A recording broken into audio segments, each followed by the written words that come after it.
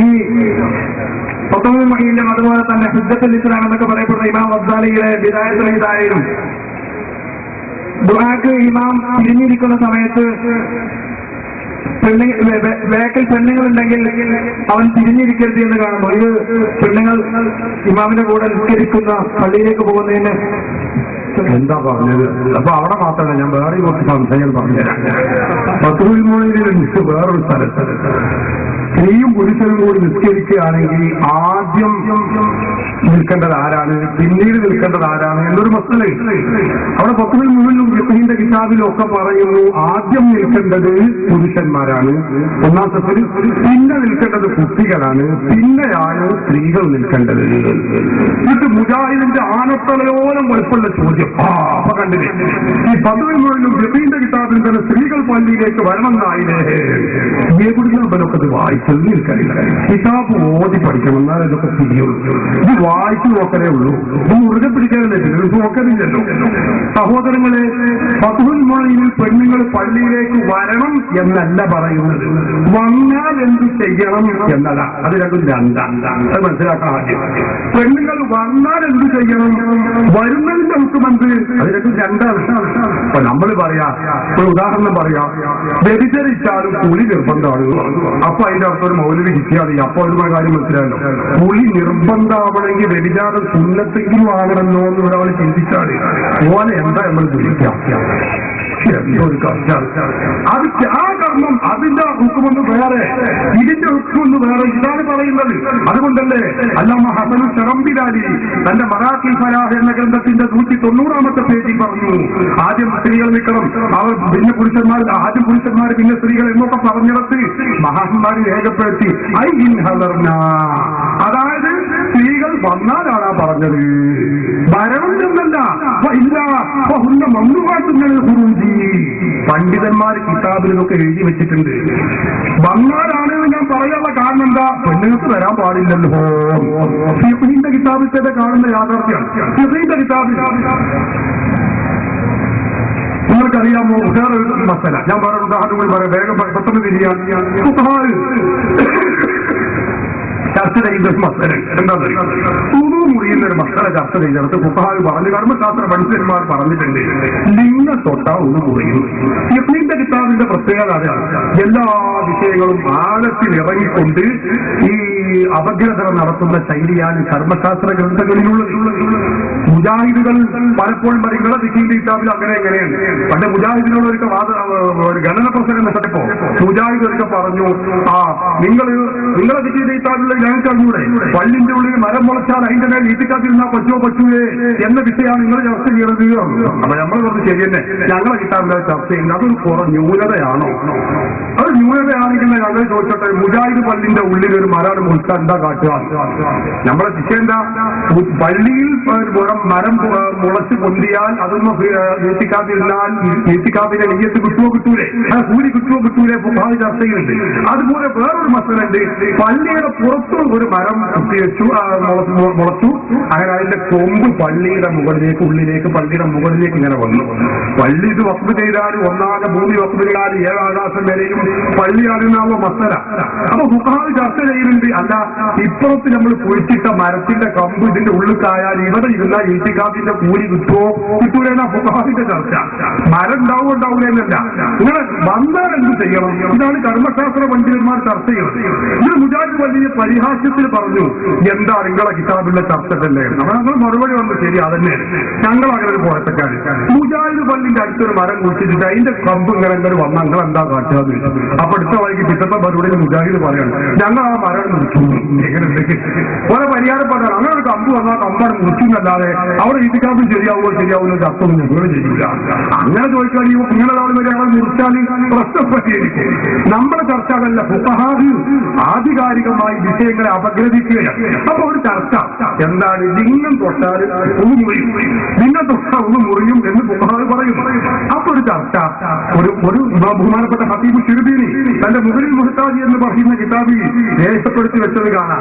ഒരു വിരുദ്ധൻ എന്ത് ചെയ്തു, ഒരു മുജാഹിദിനെ പോലത്തെ ഒരു വളവത്തെ എന്തിക്കൊള്ളികൾ, അയാൾ എന്ത് ചെയ്തു, ഓന്റെ ലിംഗം മുറിച്ചു. ഓനൊരു മാസത്തിങ്ങനെ കണ്ടത് ഇഷ്ടപ്പെട്ടത് ഓരോ കത്തിയത്താൽ മുറിച്ചിട്ട് ഓനെ ഉണക്കിയിട്ട് ദുഃഖം അതിനെ പൊടിച്ചപ്പോ ലിംഗം എന്ന പേര് പറയാതെ അതൊരു പൊടിയാണ്. നമ്മള് ഭക്ഷണം പോലെ തൂക്കി വെച്ചിലെ പൊടി പോലത്തെ ഒരു പൊടിയാക്കിയിട്ടുണ്ട്. ഓനെ ലിംഗം മുറിച്ചിട്ട് പൊടിച്ചു ഉണക്കി പൊടിച്ചു. ഫുഖഹാവ് ചർച്ച ചെയ്യുന്നത് എന്താ? ഇതെടുക്കുമ്പോ തൊട്ടാ ഒരു മുറിയോ മുറിയിലേന്നാ ഫുഖഹാവ് ചർച്ച ചെയ്യുന്നത്. ഫുഖഹാവിന്റെ ചർച്ച നോക്കണം. അപ്പൊ ഇത് കേൾക്കുമ്പോൾ മുജാഹിദ് മൗലവി ചർച്ച അങ്ങനെ ഉണ്ടോ നിങ്ങളെ കിതാബിൽ? അപ്പൊ ലിംഗം മുറിക്കാം, ലിംഗം മുറിച്ചിട്ട് ഉണക്കാം, ഉണക്കിയിട്ട് പൊടിക്കാം എന്നൊക്കെ ഏതെങ്കിലും ഒരു മുജാഹിദ് കഴിച്ചാൽ ഓരോ വേറെ വല്ല പഠിപ്പിക്കുന്നല്ലാതെ ഇപ്പി വന്നത് അവർക്ക് തിരിയോ? സഹോദരങ്ങളെ, ഇതിന്റെ അർത്ഥം ലിംഗം മുറിക്കാൻ പറ്റുന്നതാണോ പൊടിക്കാൻ പറ്റുന്നതാണോ? അല്ല, അതിന്റെ ഒഴുക്കം ഒന്ന് വേറെയാണ്. അത് ഹറാമാണ്, പാടില്ലാത്തതാണ്. പക്ഷെ നമ്മൾ ചർച്ച ഇപ്പൊ ചെയ്യുന്നത് അർത്ഥമല്ല. അങ്ങനെ ഒരാൾ പൊടിച്ചാൽ എന്ത് ചെയ്യണം? തൊട്ടാ ഒന്ന് മുറിയോ മുറിയില്ലേ? ഇതാണ് ഫുഖഹാവിന്റെ ചർച്ച. അപ്പൊ എന്നതുപോലെ പള്ളിയിലൊരു പെണ്ണ് വന്നാൽ എന്താ ചെയ്യേണ്ടത്? ഇതാണ് നമ്മളെ ചർച്ച. അതല്ലാതെ വരൽ പുണ്യകർമ്മമാണെന്നോ നിങ്ങളെല്ലാ പെണ്ണുങ്ങളും വരണമെന്നോ കിതാബിൽ പറഞ്ഞിട്ടില്ല. വരരുത് എന്നാണ് കിതാബിലുള്ളത്. നേരത്തെ ഇവിടെ സൂചിപ്പിച്ചത് ഹദീസിലുള്ളത് അങ്ങനെയാണ്. വിശുദ്ധ ഖുർആൻ പഠിപ്പിക്കുന്നത് അങ്ങനെയാണ്. സ്ത്രീകളെ പള്ളിയിലേക്ക് വലിച്ചിഴച്ച് കൊണ്ടുവരുന്നത് ഇവിടുത്തെ സ്ത്രീ ഈ വഹാബികളാണ്. അത് മാത്രം ഞാനിപ്പോ ഏതാനും ഒരു സാധാരണമായ ഒരു കാര്യങ്ങൾ ഓർമ്മപ്പെടുത്താം.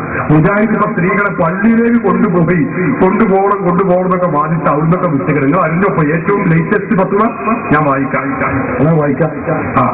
എന്താന്ന് വെച്ചാൽ നേരത്തെ തന്നെ ഒരു കാര്യം വായിക്കാൻ നമ്മളെ ആ ചോരകർത്താവ് അയച്ച് അയാളെ മാനം കാത്തിട്ട് പിന്നെ ഞാൻ ചോദിക്കാതിരുന്നതാണ്, അപ്പൊ വായിക്കാതിരുന്നതാണ്. എന്താന്ന് വെച്ചാൽ ഇപ്പൊ മുജാഹിദുകളുടെ വനിതാ മാസികയുണ്ട്, പുടവ മാസിക. പുടവ വനിതാ മാസിക എന്ന് പറഞ്ഞാൽ മുജാഹിദിന്റെ വനിതകൾക്ക് വേണ്ടി ഇറക്കുന്ന ഔദ്യോഗിക പത്രം. അവരുടെ സംസ്ഥാന കമ്മിറ്റി ഇറക്കുന്നതാണ് പുടവ. ഈ പുടവ 2005 മാർച്ച് ലക്കത്തിലുള്ളതാണ് ഈ പുടവ. ഈ പുടവയിൽ സഹോദരങ്ങളെ ജമാഅത്തിന് കൊണ്ടുപോകുന്ന കാര്യം തർക്കമില്ല. ഒരു ചോദ്യം വിശദീകരിക്കാൻ നേരമില്ല, സംശയങ്ങളുടെ വന്നോളി നോക്കിക്കോളി. ഇതൊക്കെ മുജാഹിദ് ഖുർആൻ സുന്നത്തുനിന്ന് ഇറങ്ങി വരുന്നവരാണെന്ന് കരുതുന്ന വല്ലവരും ഉണ്ടെങ്കിൽ ഇതാണ് മനസ്സിലാക്കി വെക്കും ചെയ്തോളി. എന്താ ചോദ്യം? അന്യ പുരുഷന്റെ കൂടെ സ്ത്രീകൾക്ക് ബൈക്കിൽ യാത്ര ചെയ്യാമോ എന്നാ ചോദ്യം. ഇപ്പൊ അത്യാവശ്യമായ ഒരു കാര്യമാണ്. പള്ളിക്കൊക്കെ പോകുമ്പോൾ അന്യ നമുക്ക് ഭർത്താവ് ഇല്ലേ, ഭർത്താവ് ഗൾഫിലുമാണ്. അപ്പൊ അന്യ ഇസ്ലാഹി നമ്മൾ ISM പ്രവർത്തകന്റെ കൂടെ നമുക്ക് ബൈക്കിൽ യാത്ര ചെയ്യാമോ എന്നാണ് ചോദ്യം. വെറുതെ നല്ല പുടവയാണ്. 2005 മാർച്ച് ലക്കത്തിൽ ഇറങ്ങിയതാണ്. ചോദ്യം അതാണ്. അപ്പൊ എന്താ മറുപടി തരും? സമയം എല്ലാം കൂടി വായിക്കാം. മറുപടി ഉള്ളത് അത് ഇസ്ലാമിക ശരീഅത്തനുസരിച്ച് സ്ത്രീകൾക്ക് അന്യ പുരുഷന്റെ കൂടെ ബൈക്കിൽ യാത്ര ചെയ്യുന്നതിന് ഒരു കുഴപ്പമില്ല. എങ്ങനെ ഒരു സംശയിക്കേണ്ട ഇതിലുള്ളതാണ്. ബൈക്കിൽ യാത്ര ചെയ്യുന്നത് ഒരു കുഴപ്പമില്ല. അപ്പോൾ സ്വാഭാവിക സംശയം അവിടെ വരും. എന്താണ്? ബൈക്കിൽ യാത്ര ചെയ്യുമ്പോൾ നമ്മളെ പുരുഷൻ വരല് ഓന്റെ അവിടെയുള്ളൂ. അങ്ങനെ മുന്നിലിരിക്കുന്ന ആളെ എങ്ങനെയല്ല പിടിക്കരുത്. ബൈക്കിലാവുമ്പോ അങ്ങനെയുള്ളൂ. അതിന് കുഴപ്പമുണ്ടോ? അതിന് മറുപടി മുമ്പ് പറയുന്നുണ്ടോ? എന്നാൽ സ്പർശനം ഒഴിവാക്കാൻ പരമാവധി ശ്രമിക്കേണ്ടതാണ്. ഈ തൊട്ടിന് കുഴപ്പമൊന്നുമില്ല. തൊടാതിരിക്കാനാണ് ശ്രമം. തൊട്ടിന് അവരെ കാര്യമൊക്കൊന്നും പണ്ട. പക്ഷെ അതൊക്കെ ആണെങ്കിലും മുജാഹിദാണ് നിർദ്ദേശം. അവർ പറഞ്ഞു നമ്മൾ പറയാതിരിക്കാൻ പറ്റൂലല്ലോ. ഒരു നിർദ്ദേശം മുജാഹിദിനെ പറഞ്ഞിട്ടുണ്ട്. എന്താണെന്നറിയോ? സംഗതി അങ്ങനെയൊക്കെ ആണെങ്കിലും 24 മണിക്കൂറിന്റെ ഉള്ളിൽ ആ പെണ്ണിനെ ഇവിടെ തിരിച്ചേൽപ്പിക്കേണ്ടതാകുന്നു. അപ്പോഴൊക്കെ ഓൻ ചെയ്യാവുന്നതൊക്കെ ചെയ്ത് തിരിച്ചു നമ്മളെ കൊണ്ടുവരണം എന്നാണ്. ഞാൻ വെറുതെ പറയില്ല, വായിക്കാം നോക്കൂ നിങ്ങൾ. എന്നാൽ പിന്നെ ഒരു രാത്രിയും പകലും ദീർഘമാവാത്ത യാത്ര ചെയ്യുന്നത് നിഷിദ്ധമാണെന്ന് പറയാൻ വ്യക്തമായ യാതൊരു തൊഴിലില്ല. അപ്പൊ 24 മണിക്കൂറിനുള്ളിൽ ഓളം ഇവിടെ കൊണ്ടെത്തിച്ചേരണം. അത് കുഴപ്പമൊന്നുമില്ല. പരിസരം തൊടാൻ ഒഴിവാക്കാൻ ശ്രദ്ധിക്കാൻ ശ്രദ്ധിക്കാവും കാര്യമാക്കേണ്ട. ഇത് ഏത് ഖുർആനാണ്? ഏത് സുന്നത്താണ്? ഈ മുസ്ലിമീങ്ങൾ എന്ന് പറയുന്ന ആളുകളെ ഈ വഹാബികൾ എങ്ങോട്ടാണ് നയിച്ചുകൊണ്ടിരിക്കുന്നത്? ബുദ്ധിയുള്ള ആളുകൾ ചിന്തിക്കേണ്ടതല്ലേ സഹോദരങ്ങളെ? ഖുർആനിന്റെയും സുന്നത്തിന്റെയും പേരിൽ കളവ് പറയുക, അതിനിവിടെ പ്രമാണമാക്കിയിട്ടുള്ളത് തനിച്ച ശുദ്ധ അസംബന്ധമാണ്. പച്ച കളവ് എഴുതി പൗതി കട്ടുവെച്ച് സഹോദരങ്ങളെ ഖുർആനിന്റെയും സുന്നത്തിന്റെയും പേരിൽ ഭൂമ്യാധ്യാനിക്കുകയും കളവ് പറയുകയും ചെയ്തുകൊണ്ടാണ് മുജാഹിദുകൾ ഇവിടെ നടത്തിയിട്ടുള്ളത്. നിഷേധിക്കാൻ കഴിയുന്നവർ കടന്നു വരട്ടെ, ആർക്കും കടന്നു വരാം. ഞങ്ങളുടെ മുഖാമുഖത്തിന്റെ പ്രത്യേകതയാണ്. പുറത്തു നിന്നിട്ട് അവിടെ അങ്ങോട്ട് ഇങ്ങോട്ട് സുര്യാവനെ ചോദിക്കരുത് എന്ന് പറഞ്ഞു ആരും വീമ്പളക്കണ്ട. ആർക്കും ഇതിലേക്ക് കടന്നു വരാം. കടന്നു വരുന്ന ചോദ്യവും ജവാബും ഇങ്ങനെ നടക്കുമ്പോ കാണാൻ കാര്യങ്ങൾ ഇങ്ങനെ ഉച്ചരിഞ്ഞു വരും. മിനിഞ്ഞാന്ന് ഞങ്ങൾ ഓർക്കുകയാണ്. മിനിഞ്ഞാന്നല്ലേ, വ്യാഴാഴ്ച ഞങ്ങൾ പയ്യോളിയിൽ മുഖാമുഖം നടത്തിക്കൊണ്ടിരിക്കുകയാണ്. ഞാൻ തീരെ അവസ്ഥനായിരുന്നു, അസുഖബാധിതരായിട്ടായി. ഏതായാലും മുഖാമുഖം നില സ്ട്രോങ് ആയപ്പോൾ പഞ്ഞക്കളികൾ പോകുന്നുണ്ട്. പരിപാടി അങ്ങനെ നടന്നപ്പോൾ ഒരു മൗലവി, ഫൈസൽ മൗലവി എന്ന് പറയുന്ന ഒരു മൗലവി ചോദിച്ചുകൊണ്ടിരിക്കുകയാണ്. അപ്പൊ ഇസ്തിഹാസയെ കുറിച്ചാണ് ഇങ്ങനെ ചോദിച്ചു. 4-5 ചോദ്യങ്ങളും ജവാബും ഞങ്ങൾ ഇങ്ങനെ നടന്നപ്പോൾ ജനങ്ങൾക്ക് എല്ലാവർക്കും വരെ കാര്യം തിരിഞ്ഞു. എഞ്ഞപ്പോഴോ വലിയൊരു മൗലവി, ഇത്ര താടിയുള്ള ഒരു മൗലവി, നേരൊന്നും ഇപ്പൊ ഞാൻ പറയുന്നില്ല. ആ മൗലവിന്റെ അവിടെ ഇറങ്ങി വന്നിട്ട് ഇങ്ങോട്ട് പോന്നാന്ന് പറഞ്ഞിട്ട് ഈ ചോദ്യകർത്താവിനെ വിളിച്ച് ആ ജനനിബിഡമായ ആയിരക്കണക്കിന് ആളുകൾ സംബന്ധിച്ച ആ സദ് പിടിച്ചു വലിച്ചതുകൊണ്ട് എന്താ കാരണം എന്നറിയോ നിങ്ങൾക്ക്? ഈ ചോദ്യവും ഉത്തരവും കുറച്ചേറെ കൂടി നടന്നാല് പയ്യോളിയിൽ പിന്നെ വഹാബീസ് അപകടക്കേണ്ടി വരുന്നവർക്ക് അറിയാം. അതാണ് ഇതിന്റെ കാരണം. വഹാബീസ് അത്രമേൽ ദുർബലമാണ് പ്രാമാണികമായി ചിന്തിച്ചാൽ. പിന്നെ അത് ജീവിക്കുന്നത് എങ്ങനെ? ഈ പ്രാർത്ഥന, വിളിച്ച് പ്രാർത്ഥന, 2 സ്ക്രീന്, പിന്നെ തൊഴിലേതരായ കുറച്ച് മൗലവിമാർ, ഇതുകൊണ്ട് നിങ്ങൾ നിലനിന്ന് പോവുകയാണ്.